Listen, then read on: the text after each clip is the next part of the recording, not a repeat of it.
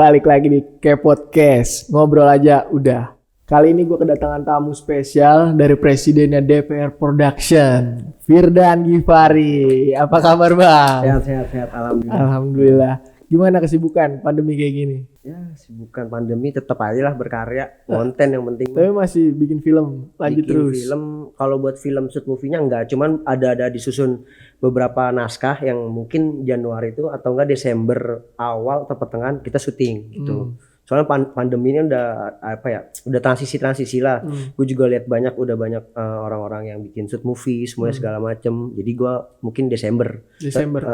Rencana itu film buat lomba atau? Buat lomba ada, buat YouTube ada. Oh langsung bikin 2 bang? Ada 3 konsep sih, 3 atau 4 gitu gue lupa. Sumpah.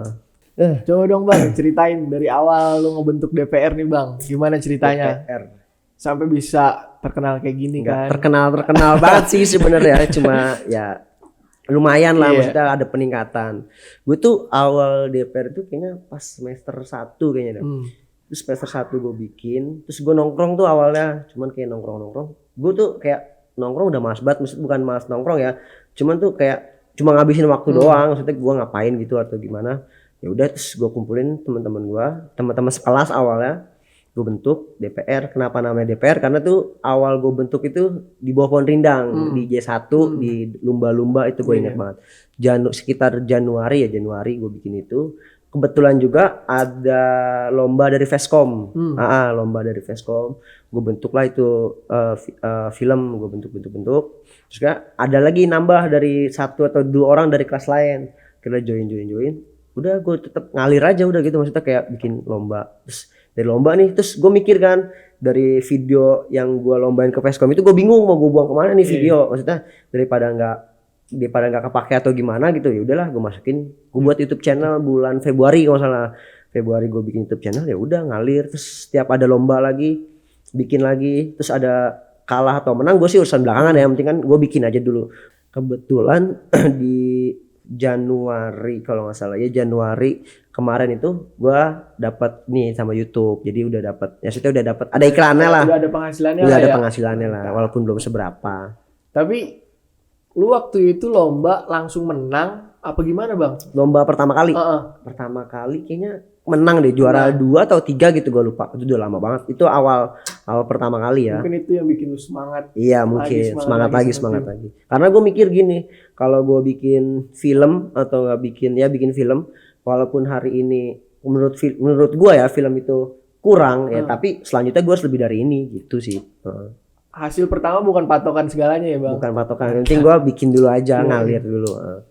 DPR tuh strategi timnya kalau mau bikin film gimana sih bang? Gue kalau ngomongin strategi itu, gue sering ngomong sama anak-anak DPR, lu bebas buat nongkrong, tapi nongkrongnya itu bikin omongin film atau enggak bikin kayak gue mau bikin konten ini, walaupun namanya kita lagi kumpul kan banyak suara nih, kayak gue mau bikin konten ini, ya udah disatuin aja kira-kira enaknya kayak gimana. Soalnya gue bilang sama anak DPR itu, kita itu tim, kita harus ada pala, kaki atau enggak badan. Kalau dari 3 itu nggak kompak, ya gue nggak bakal berjalan bikin film gitu sih. Kalau misalkan pembuatan film itu kira-kira dari awal lu survei tempat sampai akhir itu kira-kira berapa lama sih bang? Gua itu kalau bikin film tergantung dari teman-teman gue juga. Kadang bisa, kadang gini. Gue malam lagi ada konsep nih, gue bikin konsep semua segala macam, gue tuh atau enggak temen gue yang lain atau enggak biasanya Andre atau enggak Azam atau enggak si Mamat itu bikin konsep dulu, nanti pas kita nongkrong itu dibahas gue bikin konten ini nih gini maksudnya ada plot twistnya kayak gini atau segala macam, terus gue bentuk. Ya udah akhirnya bikin nih, kira-kira survei siapa, biasanya namanya itu kan gue satu tim itu 10 orang ya, nggak mungkin semuanya langsung kayak udah ada yang diem atau yang kayak gue, udah bagian lu survei lokasi gini, kalau dia nggak bisa ya udah kapan dia bisanya gitu sih. Itu yang buat gua, soalnya gua gini, kalau di DPR itu ya udah gue nggak butuh orang yang jago, nggak butuh orang yang lu gimana, maksudnya profesional. Ya udah kita belajar bareng-bareng, yang penting lu loyalitas lu yang sama kesetiaan lu. Ya, bang. Iya. Tapi kalau misalkan bikin film bang, kan lu pasti nyortir talent kan bang? Nah itu nyortir talent. Nyortir talentnya itu gimana bang? Gue kalau nyortir talent itu ada temen gue ada beberapa yang kayak nyortir. Gue biasanya jarang sih kalau turun langsung kalau buat nyortir. Tapi kalau misalkan kira-kira gue udah baca naskahnya, terus yang nyortirnya udah. Biasanya gue nyortir itu per kelas. Ada kelas gue sortir, gue sortir ada kelas kira-kira ada yang bisa, ada yang mau. Kadang temen gue juga ada yang tiba-tiba langsung. Jadi ada jam kuliah nih, dia langsung masuk, assalamualaikum bu, saya dari DPR Production mau ini kan bikin gua malu atau gimana, gua nggak enak kan namanya lagi ngeganggu maksudnya. Akhirnya udah dosennya itu ngizinin kan, cuma orang gua tuh buat tugas juga waktu itu pernah ada tugas, itu awal buat tugas, terus gua lariin ke lomba, ya udah akhirnya ya, nanti gua cuma bilang sama si talent itu nanti setelah jam pelajaran ini mau gua readingin semua segala macem gitu, nanti kira-kira ada 3 atau 2 orang dipilih lagi, disortir lagi gitu sih banyakan. Soalnya sorry gue potong ya. Siap.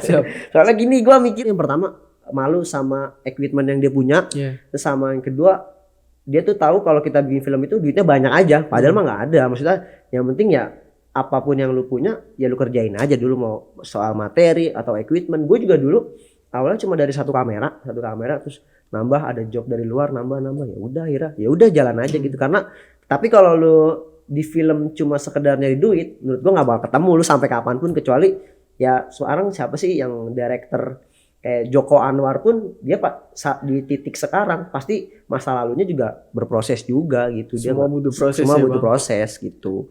Jadi jangan lo ngeluh kayak gua nggak punya equipment nih, gua nggak punya alat atau segala macem gitu sih. Gitu.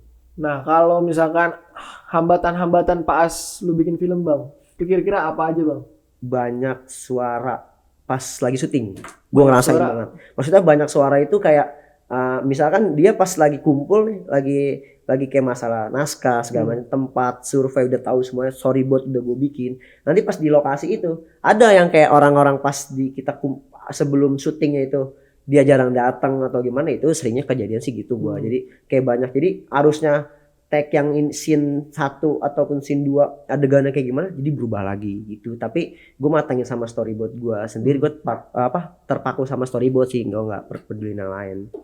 Tapi berarti cara ngatasinnya bodo amat lah, yang penting storyboard itu bang. Yang penting storyboard, gue juga bikin storyboard itu penting loh. Maksudnya kayak banyak orang-orang kayak yang nganggep itu bikin film cuma sekedar film atau gimana ya. Gue menghargai itu karena ketika kita mau lebih bagus filmnya ya kita harus berproses dulu sih gitu. Karena juga dulu film gua standar jelek gitu. Cuman ya udah gua mikirnya gua harus bikin film selanjutnya harus lebih dari film sebelumnya gitu.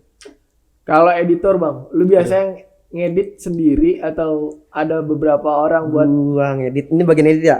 Gua kalau ngedit itu sama editor pertama Andre Ferry. Nah itu kedua gua, kadang juga dibantu sama Ajam, udah bertiga doang sih. Itu kalau buat masalah edit. Mungkin juga kalau misalnya gue nggak pegang ada si Rofi, namanya Rofi itu bagian edit juga. Cuman yang lebih seringnya itu ya gue sama Andre gitu. Berarti nggak terpaku di lu doang ya bang? Enggak, karena gue juga, iya gue juga kadang-kadang bagian lighting. Ya udah gue lighting gitu. Itu sih maksudnya kayak ya udah nih lighting orang-orang atau gimana pas syuting banyak ada yang nggak bisa. Ya udah gue turun ke lighting atau nggak ke audio gitu sih. Tapi dengan jumlah lu yang 10 orang nih bang, lu rasa itu udah cukup gak sih bang? Atau masih kurang? Kadang-kadang lu masih keteteran kan? Kayaknya gue mau ngurangin deh.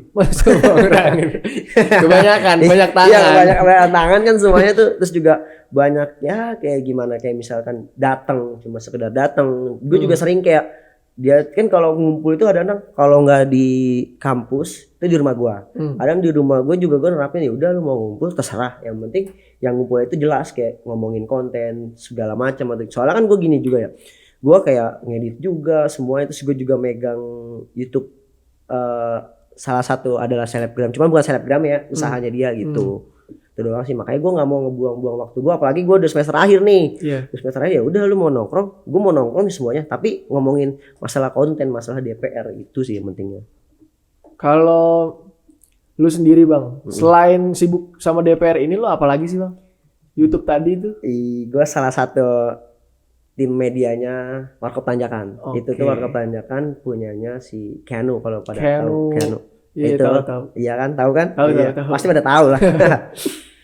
Itu gue jadi megang tim medianya dia. Gue juga di situ sama si Andre berdua. Gue di situ megang berdua. Nah, dan itu pun gue mau gue sekarang ini mau banyakin nyari relasi lah. Iya. Karena gue mau perlu banyakin relasi ketika nah teman-teman gue nih di DPR itu mau gue ajak semua. Jadi sekiranya kayak misalnya gue udah nyari relasi di Warkop Tanjakan, terus ntar gue loncat lagi kemana, loncat lagi. Jadi setiap yang abis gue loncatin tuh itu anak DPR udah megang semua. Tapi kalau untuk sekarang gue belum berani bawa anak-anak DPR itu semuanya buat kayak megang tim medianya Warkop Tanjakan karena takutnya ya nama DPR lagi jelek atau enggak nama gua itu. Jadi gua ya udah yang lain itu lu asas skill lu dulu semuanya di DPR, ketika lu udah siap gua loncat, lu loncat juga gitu sih maksud gua. Jadi kita tuh nggak gimana, nggak cuma sekedar lu nyari duitnya aja gitu. Gua kualitas sih paling utama gitu.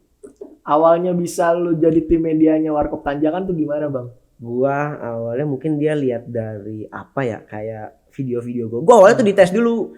Gue nggak ngirim CV atau semua segala macem. Gue di DM sama temen gue juga, dia kerja di Warkop Tanjakan, cuman teman lama nih, gue udah nggak pernah nongkrong. Itu temen gue sekolah, bukan teman sekolah. Jadi waktu zaman gue sekolah, gue suka nongkrong bareng walaupun gak sekolah sama dia suka ngeliat video gue, dia ngeliat suka gue bikin film, makanya gue dipanggil ke sana. Gue kumpul tuh semua sama anak-anak Warkop Tanjakan sama ownernya semuanya segala macem. Udah gue disuruh bikin satu konten video iklan gitu, iklan kopi, dan dalam waktu 1 minggu itu konten video editing udah finishing lah seminggu, terus udah jadi itu setor. Dan gue kejar target itu semua, gue kerjain, ya udah akhirnya diterima. Lu kerjain itu sendiri bang? Gue berdua sama Andre. Sama Andre gue kerjain, gue nyanyi bareng-bareng, ngeide bareng-bareng, ngedit semua bareng-bareng. Karena gue sama si Andre ini, walaupun dia ini kalau ngedit itu lebih detail, kadang gue yang ngedit ada kesalahan, dia yang lebih detail gitu, dikoreksi sama dia gitu. Jadi kayak misalkan efek-efek semua segala macam, gue satu frekuensi sama dia, makanya gue kayak ada apa-apa ngomongin sama dia gitu. Udah berapa lama di Warkop Tanjakan bang? Warkop Tanjakan sekitar 4 bulan lah, 3 bulan lebih itu di Warkop Tanjakan gue. Dan gue juga niatnya buat kesana itu ya buat ngebantu semua. Karena tapi yang terpenting gue tuh nitip sama di Warkop Tanjakan, gue nggak mau kayak udah kita tuh mau ngelihat penonton itu ngeliat Warkop Tanjakan tuh karena kontennya, bukan karena atau segala macam atau giveaway bagi-bagi. Karena kayak gitu kan kebanyakan apa ya, kayak lu nggak mau nonton videonya, tapi lu cuma mau hadiahnya. Itu gue cuma nitipin di sana, ya udah akhirnya gue dikasih kepercayaan lebih, ya udah nih lu pegang semua YouTube, Instagram itu gue yang kelola. Lu pegang Instagramnya dia juga bang? Pokoknya jangan lupa ke Warkop Tanjakan. Tetap dah Warkop Tanjakan. Instagramnya apa bang? Instagramnya Warkop Tanjakan. Kalau YouTube-nya Tanjakan 2017. Selain lu di DPR Production, di Warkop Tanjakan, setelah itu semua bang, lu mau kemana lagi kira-kira? Gua mau kemarin sih ada sempet tawaran juga sih dari Keanu buat pure ngedit, cuman kayaknya nggak dulu dah. Gua lebih ke apa ya, takutnya gue juga masih kuliah kan segala macam, jadi gue ntar dulu deh itu. Soalnya gue takut waktu gue tuh nggak kebagi. Gue tuh maunya ya kuliah gue tetap jalan, kerjaan gue tetap jalan, itu sih yang gue pengen gitu. Lo nggak mau keterikatan lah intinya ya bang. Yang penting gue juga di YouTube di Tanjakan itu gue dikasih keleluasan, lu mau bikin konten kapanpun terserah, udah intinya itu. Dan gue juga megang DPR juga kan, DPR ini nggak bisa gue lepas, karena kalau sekarang ini udah nggak bisa gue lepas. Jadi gue nunggu keaktifan anak-anak itu dulu, kalau gue loncat dia harus loncat juga gitu maksud gue. Dari situ anak-anak lu sebenarnya kalau misalkan lu di Wartan itu, Warkop Tanjakan itu, anak-anak lu ada ini nggak sih, ada iri nggak sih bang? Kalau ada iri nggak ada sih, kayaknya sih nggak ada, nggak tahu mereka. Aduh, gue sih kalau gue sih ngomongnya berani keras, kayak lu mau gue ajak ke Warkop Tanjakan, yang penting lu harus punya disiplin, lu harus punya etika, lu harus bagus ya. Karena percuma dong kalau dia nggak punya apa ya, kayak lu punya etika itu kan penting ya, etika semua segala macam, attitude. Kalau gue bawa karena dianya cuma malu-maluin gue kan, guanya nggak enak gitu. Elunya juga yang malu ya karena bang. Gue udah dikasih kepercayaan lebih sama Warkop Tanjakan buat itu semua. Jadi gue tuh ngebagi waktu gue Warkop Tanjakan, DPR kontennya, terus kuliah itu.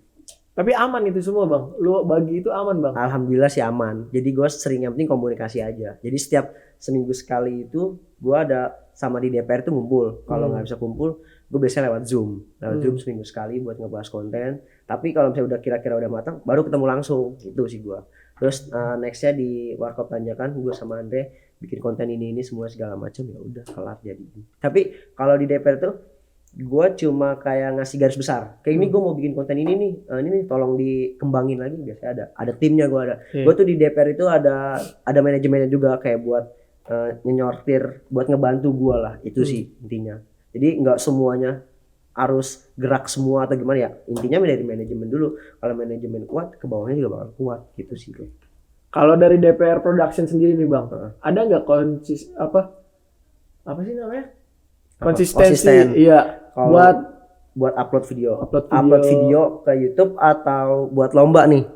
Buat di YouTube sama buat di lomba. Kalau gue sih mikirnya kalau di lomba nih ya, kalau di lomba itu gue mikirnya ya cari lomba yang sekiranya itu videonya diupload di YouTube. Karena walaupun penghasilan gue di YouTube belum seberapa, tapi nggak ada salahnya dong kalau gue nyari lomba yang kayak gitu, gue upload di YouTube gue dan ya udah. Itu pokoknya intinya gue nggak mau berkarya cuma sekedar nyari duit, tapi gue mau ngasah skill gue sendiri sih gitu. Jadi ya harus seimbang lah, harus balance gitu.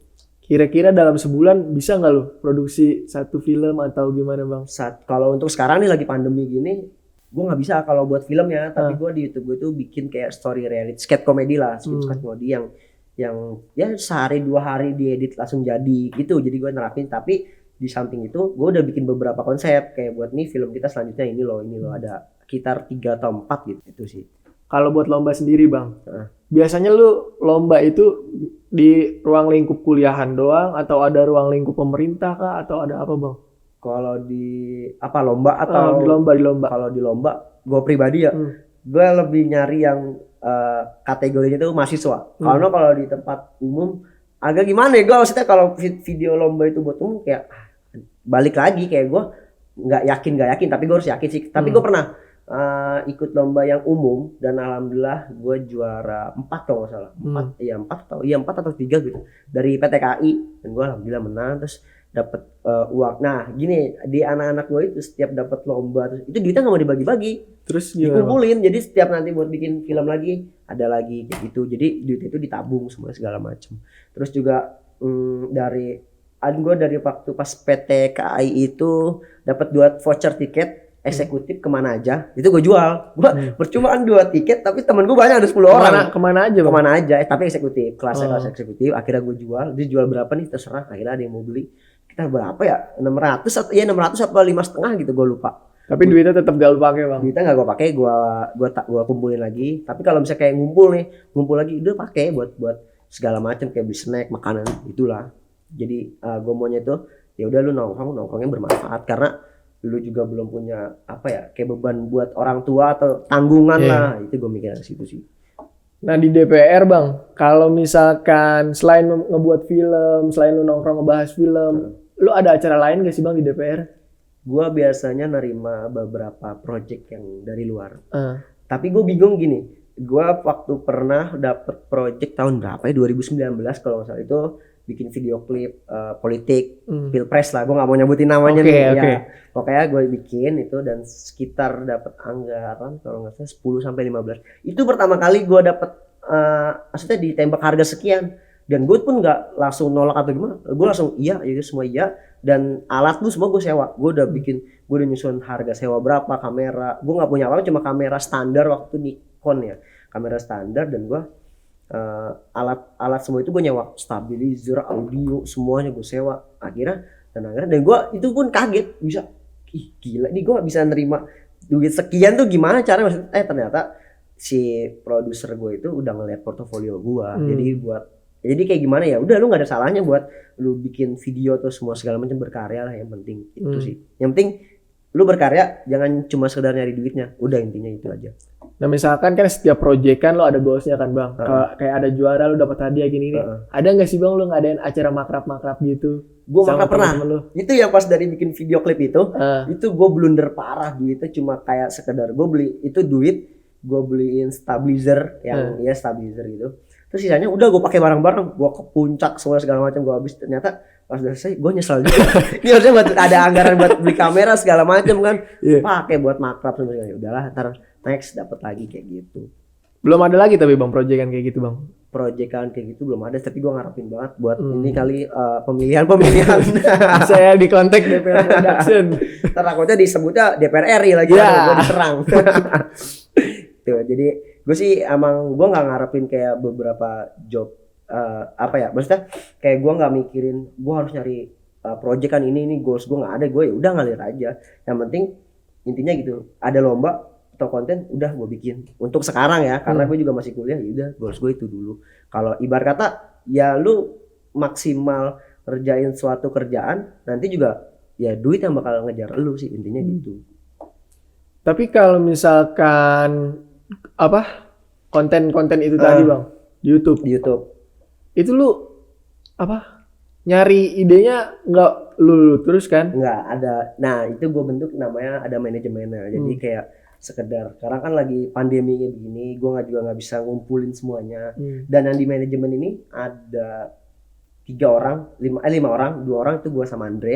Dari 3 orang ini itu orang-orang yang harus gue kerasin. Setiap seminggu sekali itu lu harus setoran atau bikin konten semua segala macam. Yang penting gue nggak ngarepin lu jago atau semua segala, penting lu loyalitas sama kesetiaan lu, itu yang penting sih. Tuh.